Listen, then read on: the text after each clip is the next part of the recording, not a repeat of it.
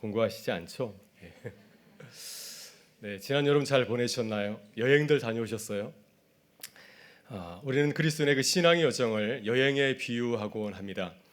성경에서 가장 대표적인 여행은 이스라엘 백성들이 이제 출애굽하여서 광야를 거쳐서 약속의 땅까지 여행한 그 과정이라고 볼 수가 있습니다. 이 출애굽 여행 이야기는 매주 중요한 것 같습니다. 성경에 특별히 오경에서 4권의 기록이 되어 있죠. 아주 많은 양이 기록이 되어 있습니다. 200만 명이나 되는 이스라엘 백성들이 출애굽해서 광야를 거쳐서 이제 가나안 땅에 들어가게 됩니다. 1세대는 들어가지 못하고 2세대가 들어갔죠. 무려 이 여행은 몇 년이 걸렸습니까? 40년이 걸렸습니다. 굉장히 오랜 기간이 걸리게 되었죠. 그래서 아버지 때 시작한 그 여행이 이제 아들 때 완성이 되게 되었습니다. 하나님께서 이스라엘 백성들을 광야에서 훈련하신 후에 그리고 나서 이제 이만하면 됐다 했을 때 그 땅에 들어가게 하였습니다. 이 여행은 이스라엘 백성들의 이야기도 하지만 우리가 영적으로 바라보게 되면은 또한 우리들의 이야기이기도 합니다. 우리도 지금 약속의 땅으로 여행을 하고 있습니다. 우리도 세례를 받고 그리스도인이 되었죠. 그리고 이제 우리는 광야에서 여행을 하고 있습니다. 하나님의 백성으로 거듭나기 위해서 계속해서 훈련을 받고 있는 중이라고 믿습니다. 이 광야의 그 여정을 신학적으로 성화의 과정이라고 부릅니다. 그래서 성화라고 하는 것은 뭐겠습니까? 우리들이 예수를 믿고 나서 이제 하나님의 백성으로 거룩해지는 과정이라고 부를 수 있을 것입니다. 로마서 1장부터 4장은 좀 어려운 내용이지만은 우리가 어떻게 하나님의 백성이 되었는가 하면서 이 그리스도의 의에 대해서 우리가 구원을 받게 된 과정까지를 그리고 있고요. 그리고 나서 이제 5장부터 8장에서는 어떤 내용이 그려져 있습니까? 성화의 과정이 그려져 있습니다. 우리가 이 구원함을 통하여서 예수 그리스도 안에서 하나님과 화평한 관계에 들어가게 되었다. 이렇게 소개를 해주고 있고요. 또 우리는 세례 의식을 통하여서 그리스도 안에서 죽고 또 그리스도 안에서 다시 새로 태어난 자녀들이 되었다 말씀을 하고 있습니다. 이제 우리는 예수 그리스도 안에서 연합하는 새로운 피조물이 되었습니다. 그리스도와 연합되었기 때문에 우리는 이제 죄와 율법으로부터도 자유로울 수 있게 되었습니다.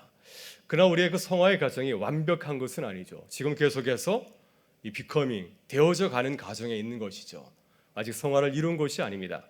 우리 주님께서 오시는 그 날에, 주님을 만나는 그 날에 우리의 성화의 과정은 완성될 줄 믿습니다.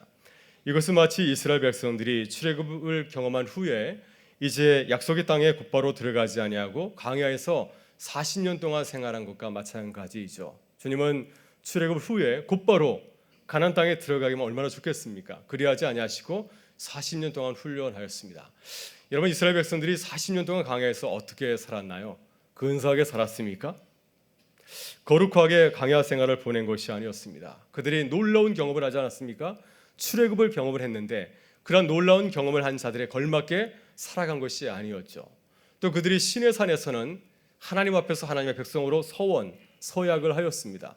하나님의 백성답게 율법을 받은 자로서 살아간 것이 아니라 참으로 부끄럽게 살아갔습니다. 그들은 먹을 것이 없다고 불평하였고 마실 물이 없다고 하나님을 원망하였고 또 모세와 같은 지도자가 마음에 안 들 때는 다른 지도자 세우려고 하였고 또 그래도 안 될 때는 다시 애굽에 돌아가서 노예하는 게 좋겠다 하면서 다시 집으로 돌아가려고 하기도 하였습니다.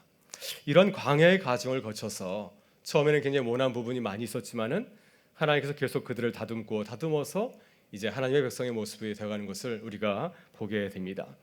우리도 이와 같습니다. 우리의 모습을 돌아보면은 그리스도인이라고 하면서도 부끄러운 모습을 가질 때가 참 많이 있습니다. 남들이 우리를 볼 때도 민망할 때도 참 많고요. 내가 나를 바라볼 때도 민망할 때가 참 많이 있습니다. 제가 섬겼던 목사님은 길에서 접촉사고가 났습니다. 내려서 큰 소리 지르면서 서로 싸웠는데 알고 보니까 안수 집사님이었습니다. 그래가지고 안수 집사님 민망해서 교회를 떠났습니다. 그래서 그 목사님이 앞으로 운전하면서는 절대로 화내지 않겠다 했는데 그게 어디 마음대로 됩니까? 잘 안 되죠, 그죠? 제가 은강교회 부임한 후에 또 만나시는 분들이 저를 향해서 목사님 기대하겠습니다 이렇게 인사를 하더라고요. 그때마다 제가 이렇게 부탁합니다. 죄송하지만 기대하지 말고 기도해 주십시오. 기대하면 실망이 크니까 기도해 주시라고 이렇게 부탁을 하곤 합니다. 오늘 사도 바울은 성화의 과정에서 일어나는 우리들의 부끄러운 모습에 대해서 이야기를 하고 있습니다. 왜 우리는 그리스도인이요 하나님의 자녀이면서도 이러한 모습을 가지고 있을까요? 좀 근사하면 얼마나 좋을까요? 예수를 믿고 난 다음에 정말 완전히 180도 변한다면 얼마나 좋겠습니까? 그러나 여전히 우리는 내가 나 자신을 바라볼 때에도 부끄러운 모습이 많이 남아있을 때가 참 많이 있고, 때로는 자녀들에게도 민망할 때가 참 많이 있는 것 같습니다. 그래서 오늘 이 시간 사도 바울의 이야기를 통하여서 우리의 모습을 돌아보면서 나를 깨닫고 또 이웃을 이해하고 또 하나님의 은혜를 사모하는 복된 시간이 될 수 있기를 주의 이름으로 축원합니다. 첫째, 우리는 그리스도 안에서 나에 대해서 솔직히 알아야 됩니다. 오늘 본문을 보게 되면은 사도 바울은 어떤 사람이 이야기를 하고 있습니다. 누군가의 이야기를 하고 있습니다. 나라는 주어를 가지고서 어떤 사람의 이야기를 쭉 하고 있습니다. 아주 은밀한 얘기를 하고 있죠. 이 오늘 우리가 읽었던 14절부터 25절의 그 말씀을 만약에 내 얘기라고 한다면 감히 누구에게 고백할 수 있겠습니까? 나는 여전히 제 아래 살고 있습니다. 맨날 치고 있습니다. 이런 얘기를 어떻게 이런 은밀한 얘기를 할 수 있겠습니까? 근데 사도 바울은 누군가 이야기를 하고 있습니다. 본문에서 그가 하는 이야기를 잠깐 말씀을 드려보겠습니다. 나가 주어가 된 본문들 말씀을 드리면 14절에서 그는 이렇게 얘기하죠. 나는 육신에 속하여 제 아래 팔렸도다. 15절을 보게 되면 내가 행하는 것을 내가 알지 못하노니 곧 내가 원하는 것은 행하지 아니하고 도리어 미워하는 것을 행함이라. 17절에서는 어제는 그것을 행하는 자가 내가 아니요 내 속에 거하는 죄니라. 죄가 내 안에 여전히 남아있다고 하는 것이죠. 19절을 보면은 내가 원하는 바 선은 행하지 아니하고 도리어 원하지 아니하는 바 악을 행하는도다. 21절 보게 되면 그러므로 내가 한 법을 깨달았노니 곧 선을 행하는 기 원하는 나에게 악이 함께 있는 것이로다. 22절과 23절을 보시면은 내 속사람으로는 하나님의 법을 즐거워하되 내 지체 속에서 한 다른 법이 내 마음의 법과 싸워 내 지체 속에 있는 죄의 법으로 나를 사로잡는 것을 보는도다. 24절은 이렇게 고백하고 있습니다. 오라 나는 공고한 사람이로다. 이 사망의 몸에서 누가 나를 건져내랴. 마지막으로 그는 이렇게 맺고 있습니다.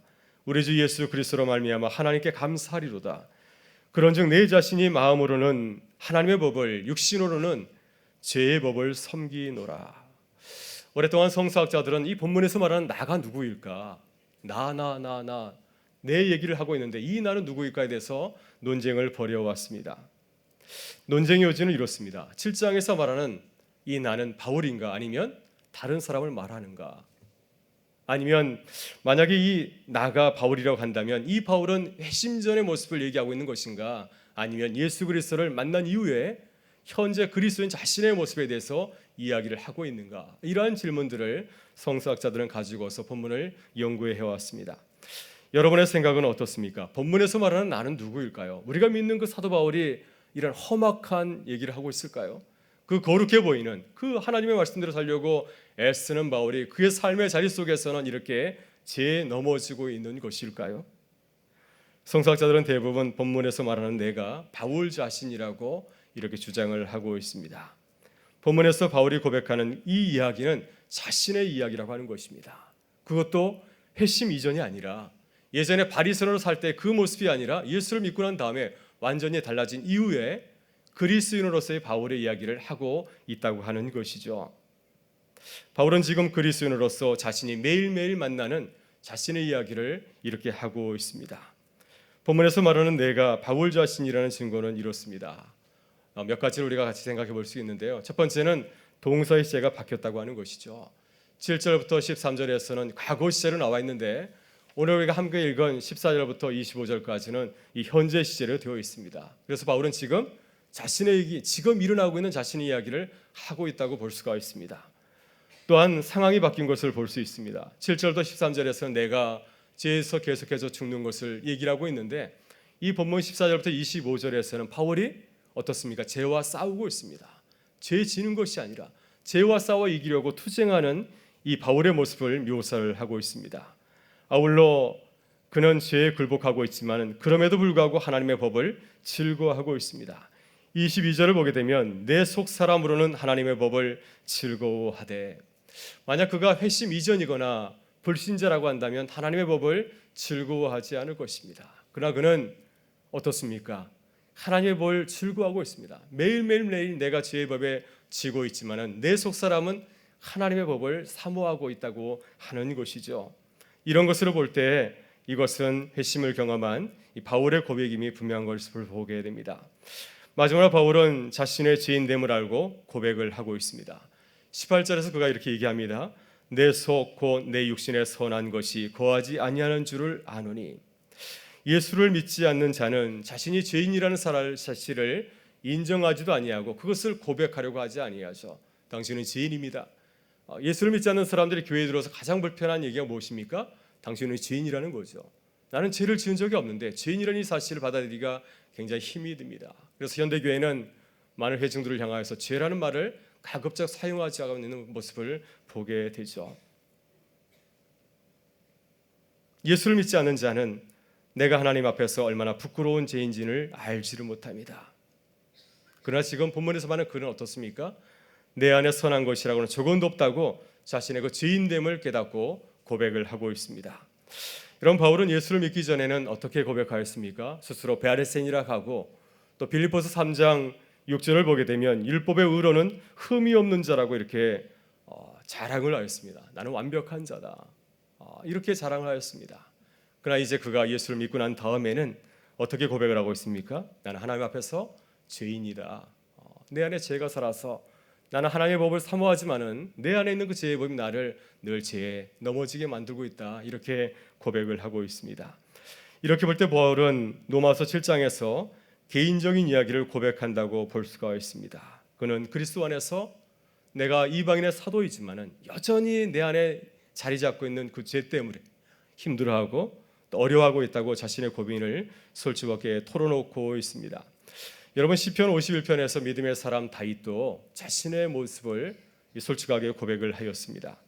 다윗도 위대한 신앙인이지만은 그도 역시 죄 아래서 고통하고 있는 자신의 모습을 이렇게 노래를 하고 있습니다. 하나님이여 주의 인자를 따라 내게 은혜를 베푸시며 주의 많은 긍휼을 따라 내 죄악을 지워 주소서. 나의 죄악을 맑게 씻으시며 나의 죄를 깨끗이 제하소서. 무릇 나는 내 죄가를 아오니 내 죄가 항상 내 앞에 있나이다. 하나님이여 내 속에 정한 마음을 창조하시고 내 안에 정직한 영을 새롭게 하여 주옵소서. 여러분, 성경은 이런 점에서 참 놀라운 책인 것 같아요. 사람들은 자신의 은밀한 죄를 숨기고 싶어하죠. 그렇지 않나요? 저만 그런가요? 다 숨기고 싶어합니다. 본능적으로 숨기고 싶어하죠. 그러나 성경은 믿음의 사람들이 지었던 그 은밀한 죄를 다 이렇게 드러냅니다. 다 알게 하는 것을 보게 됩니다. 아브라함이 아내를 속인 그 이야기, 아내를 누이라고 했던 그 이야기도 다 믿음의 조상인데 숨기지 않냐고 그것을 다 보여주고 있고요. 또 다윗도 마찬가지 아닌가요? 부하의 아내를 취하고 부하를 전쟁터에서 보내서 죽게 한 그 일을 이렇게 감추지 아니하고 있는 그대로 더 아주 리얼하게 묘사하고 있는 것을 보게 됩니다. 여러분, 다윗은 얼마나 위대한 왕입니까? 그는 하나님의 마음에 합한 자가 아닌가요? 그는 얼마나 아름다운 신앙을 보여주는 시를 많이 기록하고 있습니까? 우리가 시편을 보게 되면은 많은 다윗의 아름다운 시를 접하지 않습니까? 그렇다고 한다면 시편 51편과 같은 그러한 참회 시는 좀 없으면 좋을 것 같습니다. 그럼 우리가 다윗을 바라보면서도 시험이 들지 않을 터인데, 오히려 성경은 시편 51편을 통하여서 그가 우리와 똑같은 죄인이라는 사실을 이렇게 여실히 보여주고 있습니다. 다윗도 우리와 똑같이 하나님 앞에서 죄인이라고 하는 것이죠. 사람은 누구나 스스로 힘으로 하나님을 기쁘시게 할 수 없다는 사실을 보여주기 위해서 가장 대표적인 아브라함 같은 사람들, 또 다윗과 같은 사람을 통하여서 우리에게 증거하는 것을 보게 됩니다. 오늘 사도 바울은 위대한 고백을 하고 있습니다. 내가 그리스도를 만난 이후에 내가 이전과 전혀 다르게 살아왔다. 이전보다 더 완벽하게 하나님 앞에서 살아왔다고 고백하고 있지를 않습니다. 사도행전을 통해서 보면 그는 누구보다도 그리스도의 사도로서 정말 열심히 달려오지 않았습니까? 아가보 선지자가 그를 향하여서 당신 예루살렘 가면 죽어요 하면서 애언하였지만은 그는 그러지 아니하고 예루살렘으로 달려가지 않습니까? 로마에서 자신의 그 십자가가 기다리는데도 불구하고 그 십자가를 두려워하면서 도망치는 것이 아니라 오히려 그 십자가를 향해서 달려가고 있지 않습니까? 이렇게 정결하게 살아왔다고 한다면 그는 보다 더 근사한 얘기를 할 수 있을 터인데, 오늘 본문에서 그는 어떻게 말하고 있습니까? 내 속사람은 그렇지 않다고 하는 것이죠. 그는 매일같이 죄와 싸우고 있고 죄에 무너질 때가 참으로 많다고 하는 것입니다. 이것이 내가 그리스도를 만난 이후에 나의 리얼한 모습이라고 그는 고백을 하고 있습니다. 그래서 사도 바울은 어떻게 우리에게 말씀하고 있습니까?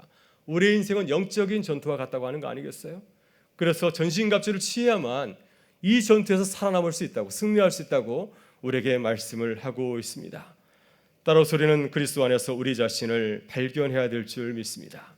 사도 바울이 이렇게 힘들게 싸우고 있다고 한다면 하물며 우리는 어떠하겠습니까? 여러분, 그러나 우리는 바울의 고백을 오해해서는 안 됩니다. 이 사도 바울의 고백을 가지고서 우리의 모습을 정당화해서는 안 되죠. 사도 바울도 이렇게 사는데 우리쯤은 이렇게 살아도 되지, 우린 더 험하게 살아도 될 것처럼 그렇게 바울을 이용해서는 참으로 곤란합니다. 바울이 자신의 이야기를 고백하는 이유는 무엇일까요? 우리는 그리스도 안에 있지만은 아직 안전하지 않기 때문에 하나님의 은혜가 아니고서는 도저히 죄와 싸워서 승리할 수 없다고 하는 것입니다. 그래서 이러한 우리 연약한 모습을 깨닫고 주님 앞에 나오라고 하는 것입니다. 우리의 힘으로는 이 죄의 싸움에서 이길 수 없기 때문에 일찌감치 포기하고 하나님께 도움을 청하라고 하는 것입니다. 그럴 때 우리가 승리할 수 있기 때문인 줄 믿습니다. 그리스도 안에서 우리의 바른 모습을 깨닫는 우리 모두가 되실 수 있기를 바랍니다. 둘째, 우리는 아직도 하나님의 법과 죄의 법 사이에서 갈등하고 있습니다. 사도 바울이 그리스도 안에서 발견한 우리의 모습은 무엇입니까? 우리는 여전히 두 법의 실체 아래서 갈등하고 또 싸우고 있습니다. 우리를 지배하고 있는 강력한 두 법은 무엇입니까? 하나님은 하나님의 법이요, 또 하나는 죄의 법이죠. 이제 우리는 그리스도 안에서 그리스도와 연합하여 그리스도의 신부가 되었습니다.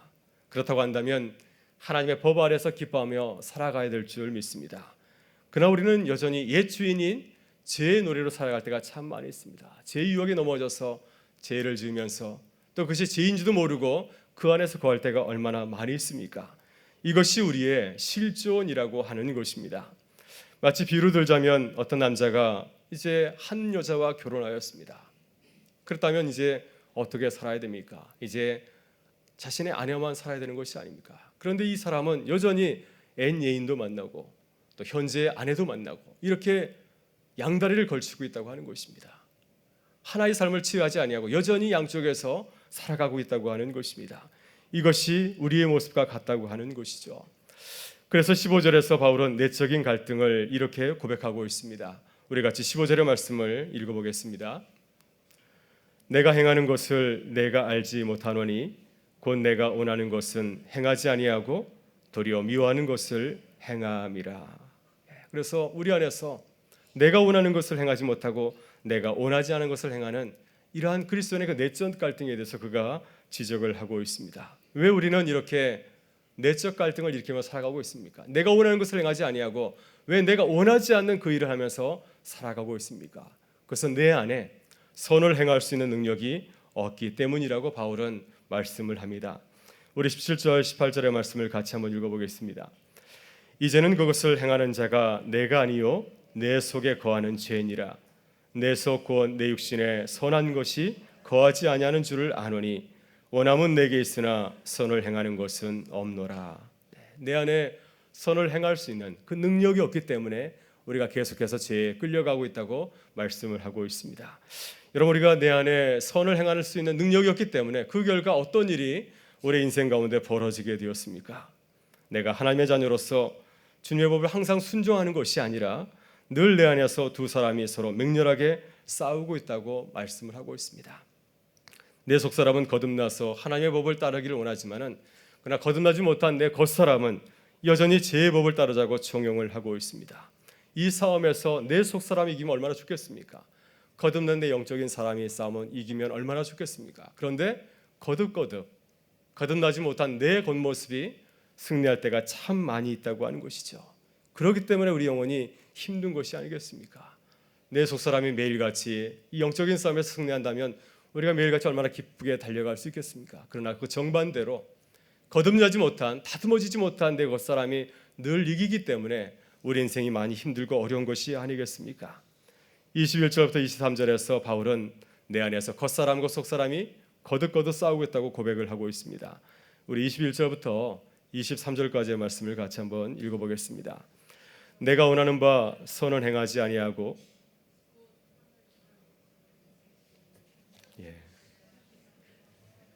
21절부터 23절. 그러므로 내가 한 법을 깨달았노니 곧 선을 행하는 바 나에게 악이 함께 있는 것이로다. 내 속사람으로는 하나님 법을 즐거워하되 내 지체 속에서 한 다른 법이 내 마음의 법과 싸워 내 지체 속에 있는 제 법으로 나를 사로잡는 것을 보는도다. 아멘. 예, 방금 우리도 서로 싸웠죠. 목사님 틀렸어요. 네, 우리 안에서 이렇게 늘 두 사람이 싸울 때가 참 많이 있습니다. 우리는 그래서 늘 우리 안에서 이러한 영적인 전투가 벌어지고 있음을 기억해야 될 줄 믿습니다. 이것은 내 의지와 관계없이 내 안에서 벌어지고 있습니다. 우리가 속사람이 겉사람에게 지는 일이 없게 하기 위해서는 어떻게 해야 되겠습니까? 우리가 늘 기도해야 되겠죠. 늘 속사람이 이길 수 있도록. 속사람이 약해질 때는 하나님께 더욱더 간절히 기도할 때 주님께서 우리에게 새 힘을 주셔서 늘 승리하며 나아가게 될 줄 믿습니다. 그래서 이 치열한 영적인 그 전투에서 늘 승리하는 우리 모두가 되실 수 있기를 바랍니다. 마지막으로 우리는 그리스도 안에서 우리의 존재의 무력함을 깊이 깨달아야 될 줄 믿습니다. 우리는 죄와 싸움에서 이길 수 없습니다. 참 안타깝게도 바울은 우리에게 이렇게 말해주고 있습니다. 아담과 하와의 모습은 우리가 얼마나 죄에 대해서 무력한 존재인지를 보여주었습니다. 우리 안에는 하나님의 법을 참 기뻐하는 속사람이 있습니다. 그러나 우리 안에는 죄를 따르고 싶어하는 그러한 성향이 있다고 하는 것이죠. 하나님의 법을 거슬고 싶어하는 그런 마음도 있고 또 스스로 하나님 되고 싶어하는 그런 마음이 있습니다. 그래서 내 안의 한쪽에서는 하나님의 법을 따르고 싶어하지만은 그러나 하나님의 법이 내 안에 들어왔을 때 이것을 거슬고 싶어하고 이것을 어기고 내가 하나님 위에 서고 싶어하는 마음이 있기 때문에 늘 우리는 넘어질 수밖에 없다고 하는 것이죠. 우리가 이렇게 죄에 길들여져 있다고 하는 것입니다. 오랫동안 이것이 우리의 습관이 되었기 때문에 우리가 쉽게 이길 수 없다고 바울은 얘기를 하고 있습니다. 다르게 말하면 우리에게는 면역 주사가 없다고 하는 겁니다. 면역 능력이 없다고 하는 것입니다. 죄가 우리 안에 들어왔을 때 그것을 백전백승할 수 있는 그 면역 능력이 우리에게 완전히 갖추어져 있지 않다고 하는 것입니다. 따라서 우리는 그리스도 안에서 우리의 무력함을 솔직하게 고백해야 될 줄 믿습니다. 그래서 우리의 무력함을 인정하고 하나님께 도움을 청해야 되는 것이죠. 이 영적인 전투에서 우리가 승리하기 위해서는 우리의 힘으로 가능한 것이 아니라 하나님께서 우리에게 도움을 주실 때만이 우리가 승리할 수 있다고 하는 것입니다. 오늘 바울 사도는 하나님 앞에서 아주 위대한 고백을 하고 있습니다. 자신이 어떠한 존재인가 하는 것을 하나님 앞에 아주 리얼하게 이렇게 고백을 하고 있습니다. 우리 같이 24절과 25절의 말씀을 함께 읽어보겠습니다. 오라 나는 공고한 사람이로다. 이 사망의 몸에서 누가 나를 건져내랴. 우리 주 예수 그리스도로 말미암아 하나님께 감사하리로다. 그런즉 내 자신이 마음으로는 하나님의 법을 육신으로는 제 법을 섬기노라. 아멘. 예전에 가시나무라는 노래가 있었습니다. 아주 참 좋은 노래이죠. 이 노래는 본래 하덕규 집사님이 부른 노래이고요. 그 가사의 내용은 바로 이 로마서 7장 14절부터 25절에 있는 그 내용을 가지고서 만든 노래입니다. 그 내용을 가만히 살펴보면 이렇습니다. 내 속엔 내가 너무도 많아 당신의 쉴 곳 없네. 내 속엔 헛된 바램들로 당신의 편할 곳 없네. 내 속엔 내가 어쩔 수 없는 어둠, 당신의 쉴 자리를 뺏고 내 속엔 내가 이길 수 없는 슬픔, 우성한 가시나무 숲 같네. 바람만 불면 그 메마른 가지 서로 부대끼며 울어대고 쉴 곳을 찾아 지쳐 날아온 어린 새들도 가시에 찔려 날아가고 바람만 불면 애롭고 또 괴로워 슬픈 노래를 부르던 날이 많았는데 내 속엔 내가 너무도 많아서 당신의 쉴 곳 없네. 제가 노래를 잘하면 한번 불러보고 싶은데 그러지는 못하고요. 네, 이 가시나무는 바로 본문을 내용으로 이렇게 지은 노래입니다.